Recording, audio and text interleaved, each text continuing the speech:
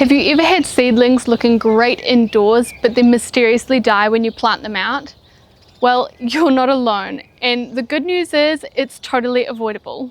In this video, I'm going to share with you the smart things that you must do before planting your seedlings out to stop them from going into shock, drying out, or just flopping over and giving up. Stick around to the end because some of these tips might surprise you and could be all the difference between thriving plants and a garden heartbreak. So let's get into it. A really crucial thing to do before planting seedlings started indoors outside is to harden them off. Hardening off seedlings involves giving the seedlings increasing amounts of time outdoors over a period of a week or two. This is essential so that they don't go into shock from sun, wind, or cooler temperatures. Start the process of gradually exposing them to the outdoors 7 to 10 days before transplanting. For a rough idea of how to do this, day 1 and 2, put them somewhere in the shade and protected from the wind for 1 to 2 hours. Days 3 and 4, about 4 hours and in some direct sun. Days 5 and 6, full sun for half a day. Days 7 to 10, leave them out for the whole day and even the night time if the temps are above 10 degrees Celsius. Doing this will hugely decrease your chances of your seedling dying from shock when transplanted.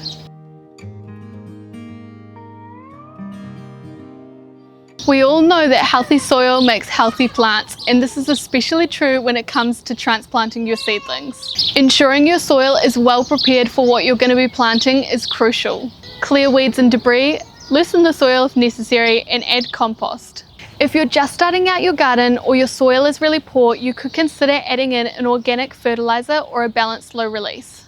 And if you're unsure of the quality of your soil, you could consider getting a soil test done to see what nutrients your soil is low in.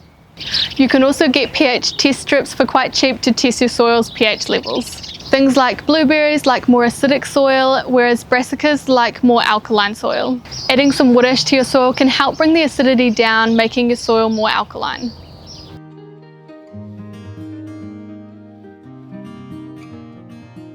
This year, spring came a whole month early for us, only for a week-long storm to hit right when our seedlings were ready for planting out. It's a good idea to check the weather forecast for your area before you plant your seedlings out.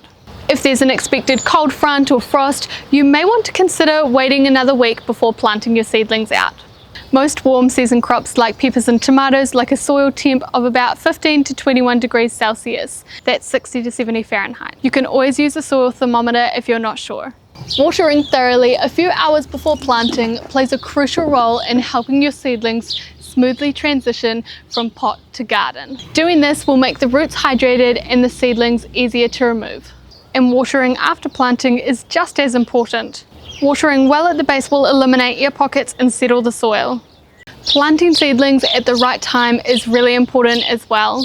You just want to make sure that they're protected from the harsh sun in those first few hours. So planting in the late afternoon or on a cloudy day is ideal.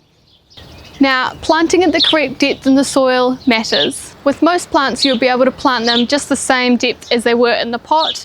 Things like tomatoes you can plant a little bit deeper, even up to their first set of leaves. The most important thing is that you don't plant stems too deep that can rot. Adding a mulch is another way that you can help your seedling out by helping the soil to retain moisture. Not only will it help with this, but it'll help to suppress weeds, giving your seedlings the best chance to thrive. You may also need to consider some protection for your young plants. We have a lot of birds where we live, so it's crucial that when we plant seedlings out to the garden that we put up some sort of netting to keep the birds away. You might also need to put something around the base of your plants to protect them from slugs. Or if the sun is particularly harsh, you may want to consider giving them some sort of shade.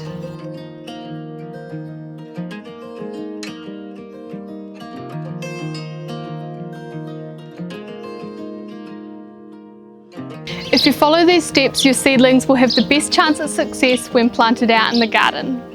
I hope you enjoyed this video. If you want to know some seed starting tips, click on this video here. Thanks for watching and we'll see you next time.